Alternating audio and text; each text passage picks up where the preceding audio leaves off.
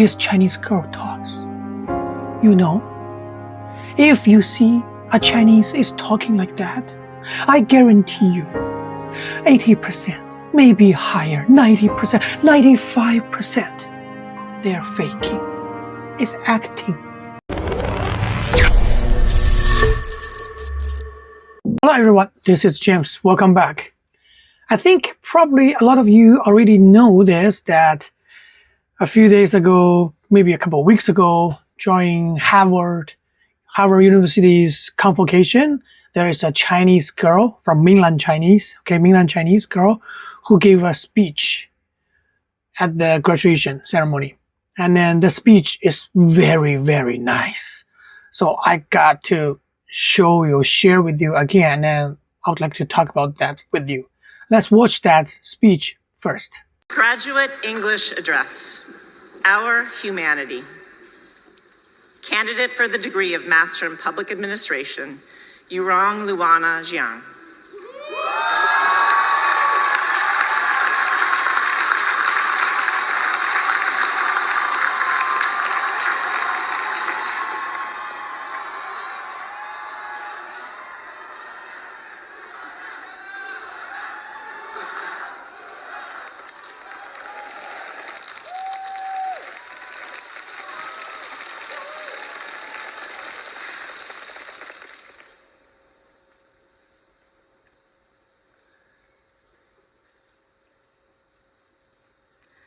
Last summer, when I was doing my internship in Mongolia, I got a call from two classmates in Tanzania.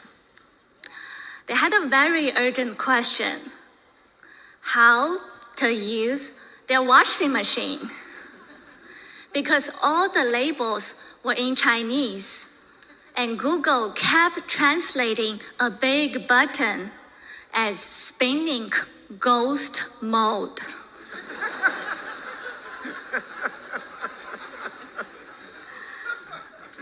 There we were, an Indian and a Thai, calling me, a Chinese in Mongolia, to decipher a washer in Tanzania.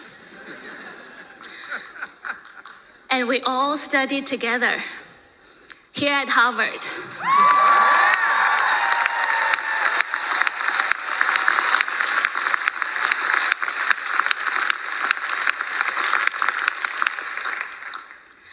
That moment reminds me of something I used to believe when I was a kid, that the world was becoming a small village.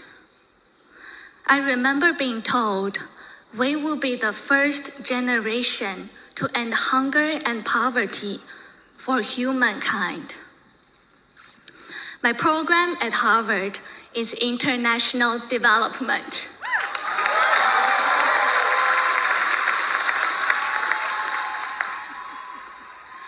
It was built on this exact beautiful vision that humanity rises and falls as one. When I met my 77 classmates from 32 different countries,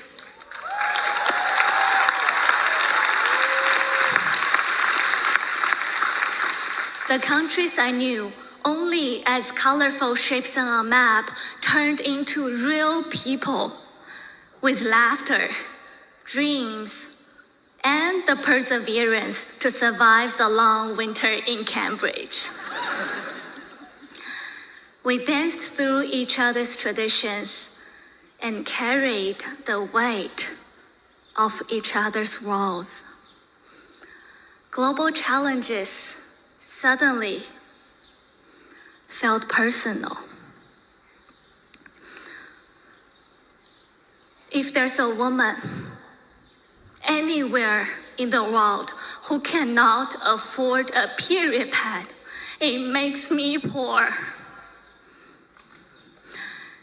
If a girl who skips school out of fear of harassment that threatens my dignity,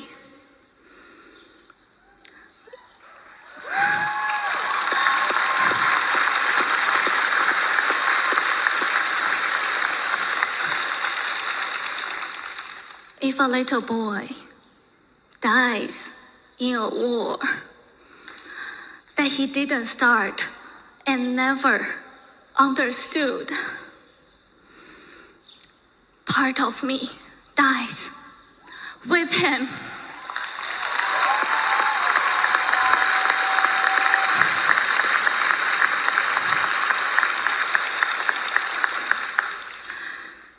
But today, that promise of a connected world is giving way to division, fear, and conflict.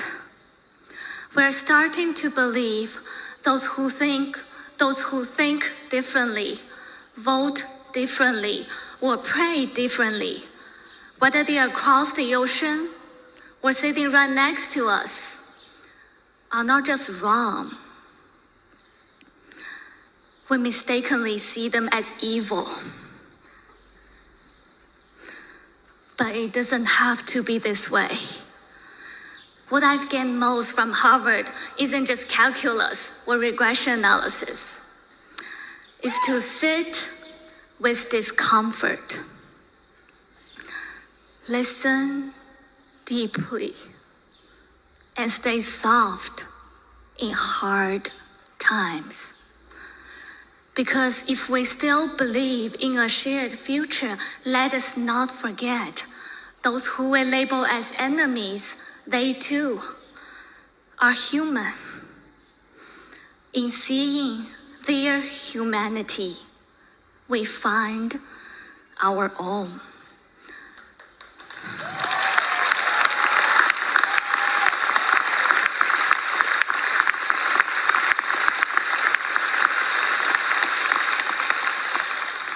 In the end, we do not rise by proving each other wrong. We rise by refusing to let one another go.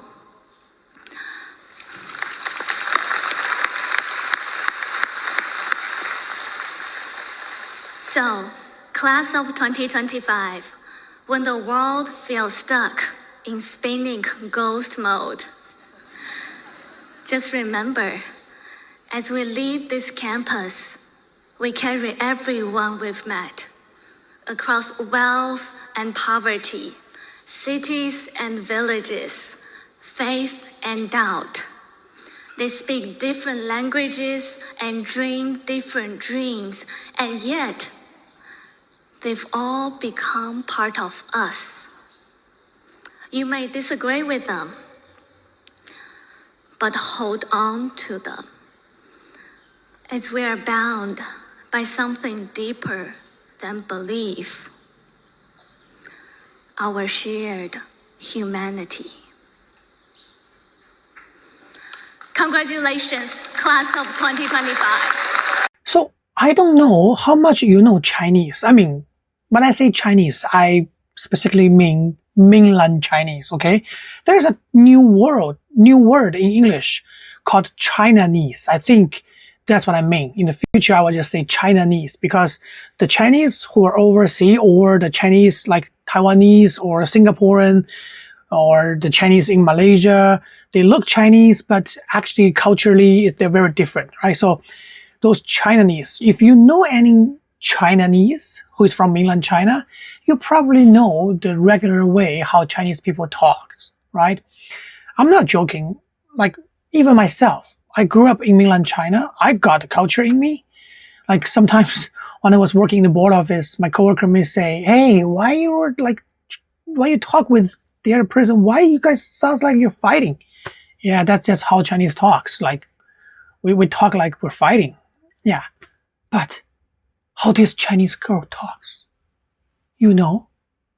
If you see a Chinese is talking like that, I guarantee you, 80%, maybe higher, 90%, 95%, they're faking. It's acting. It's very phony. But it's very, very touching. So you have to buy it. Okay? You have to believe that she totally feel that. I'm joking lah. what I'm saying is, people talk like that. They are fake. They are phony. They are not real. I'm not even sure if her speech, who wrote it for her. People say that she got that speech from her father, who is very close with CCP. It's a very high level person, whatever. Okay, so there is something that funny after that. When she was taking an interview, something happened. Let's watch this video. The message itself is, if I have to put it into one sentence, it would be humanity rises and falls as one. I think we are living in a very difficult time. There's a lot of divisions in terms of ideas, ethnicities, identities, and I think this is a time where we can use a little bit more moral imagination and imagine ourselves being connected with one another. There's a lot that's going on outside Harvard. There's conflict, there's geopolitical competitions, there's a lot of things that's going on outside Harvard, but also on Harvard, the school has some disagreement with in terms of whether the school should promote the presence of international students.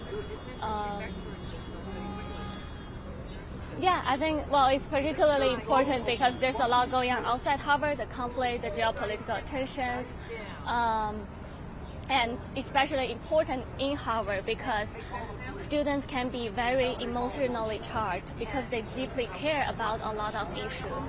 And when you are emotionally charged and activated, it's very easy to demonize another person. Isn't that funny? Isn't that sarcastic? I feel like it's destiny.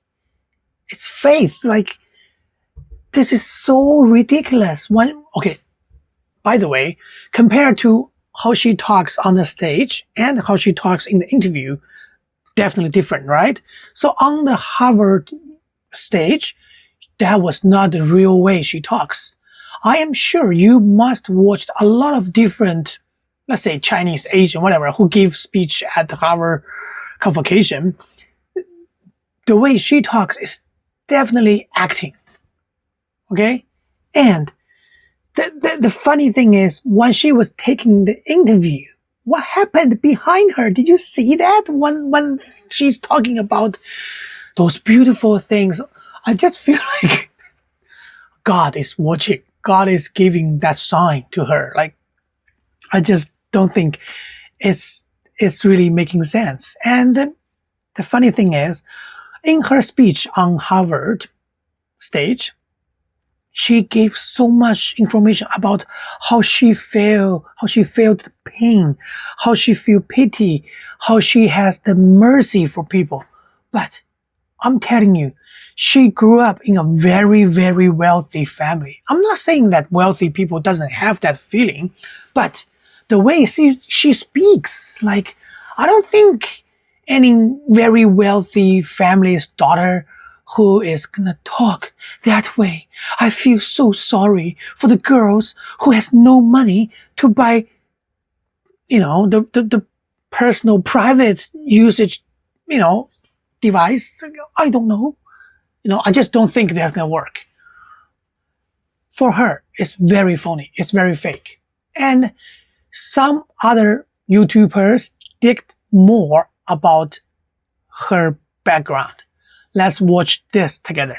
After that infamous commencement speech, a lot of people started digging into Jiang Yurong's background and quickly discovered that her father is part of the Chinese Biodiversity Conservation and Green Development Foundation, aptly named the CBCGDF. Whack. Jesus, his organization's got more letters than the alphabet community. And when it comes to the CBCGDF, she turns out to be the daughter of the executive director of an NGO funded by the CCP. And here's the kicker. Jiang Yurong was actually recommended by none other than Zhou Jingfeng, a member of the National Committee for the Chinese People's Political Consultative Conference. Holy moly.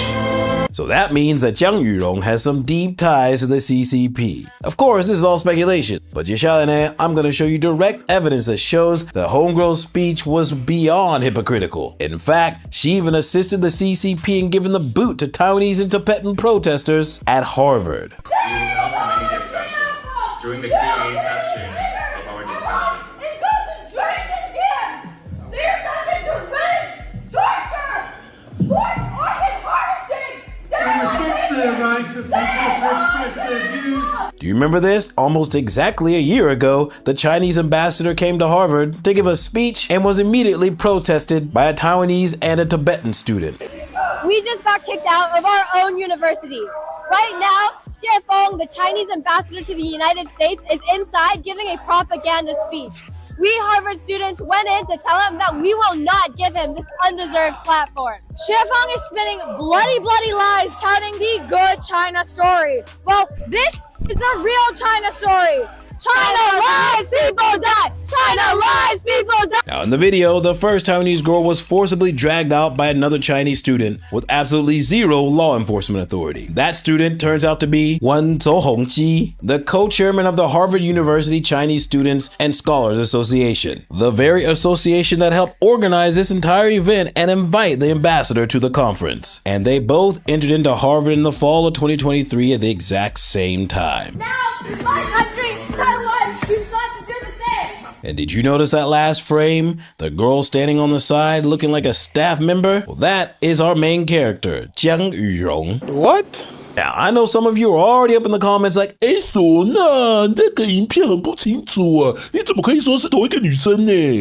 fair enough. Let me show you another video from a different angle. You come to paint the illusion of a prosperous China, but your hands are painted with blood.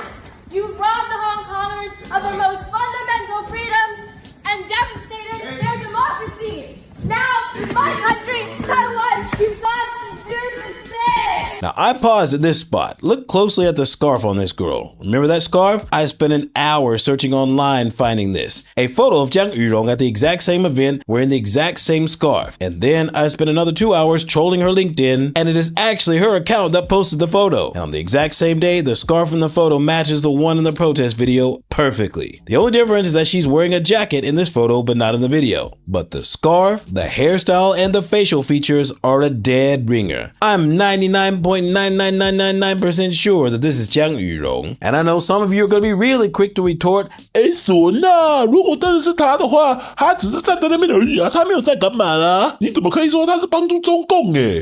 fair point. But then I took another 2 hours and did some more digging and found this. Now look closely at the top left corner at the start. The same girl in a white top, black pants, long wavy hair, walking from the left side of the stage to the right side of the stage as the Taiwanese girl gets dragged out by Hongji. And then... Now, my country, Taiwan, you sought to do the same. Now you can see the girl with the exact same scarf appears. And after the Taiwanese girl is drug out, the Tibetan girl stands up to protest. And Jiang Yurong, or what appears to be her, returns to the left side of the frame, looking hurried as if she's rushing to get someone to assist. And then you can see Hongji following her, trying to stop the Tibetan girl. But ultimately, he is blocked by someone who's an actual security guard. In short, Jiang Yurong went to get Hongji to stop these two protesters. Just a small announcement. You're pretty close to going to hell. If a girl who skips school out of fear of harassment, that threatens my dignity. But you saw a girl being violently dragged away by a grown-ass man, and you just stood there doing nothing. What I've gained most from Harvard isn't just calculus or regression analysis. It's to sit with discomfort. Listen deeply and stay soft in hard times.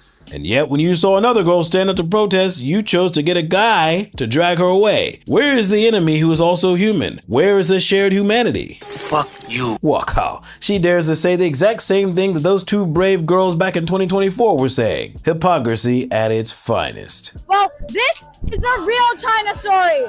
China lies, people die! China lies, people die! So this is the evidence. I don't think I need to talk more. What I want to say here is, okay, Personally, I don't like Trump. Okay, make this clear. However, I was really against him when he announced about ban all the international students. But, however, when he is specifically pointing to the Chinese international students, I kind of agree with that because there are so many Chinese international students. I don't know if they are students or they have other goals to come to the US to study, and I don't know what's going to happen next. I have doubt about that. Okay, so I don't like Trump, but for some of the policy, I do agree with him. And then for the tariffs, yeah, people think, oh, China, stand up. We love China. China is the only one who stood up to fight with the US. No, I'm telling you this. You have no idea what's happening in China. Okay, like when I was watching UFC, sometimes you can see Trump is in UFC watching the games. There's no way Xi Jinping will sit with Chinese people together watch any sports. No way. Dictatorship doesn't work that way. This is what I told my family, my friends. Okay, I don't like Trump, but compared to Trump, I hate CCP even worse. I'm telling you this, don't cheer for the wrong side. Right now, US is still the most powerful country in the world.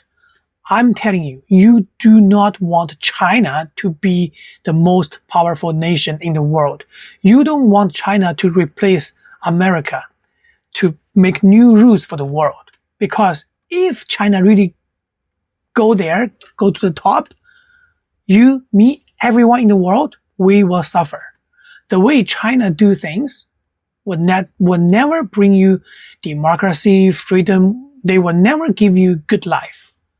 So, yes, I don't like Trump, but I hate Xi Jinping even more. Okay? I'm from there. I know what's happening. Watch my video, watch my channel. There will be more evidence coming up. If you love China, tell me why. If you've been to China for a week, for a month, for a year, as a foreigner, we have lots of things to talk about that.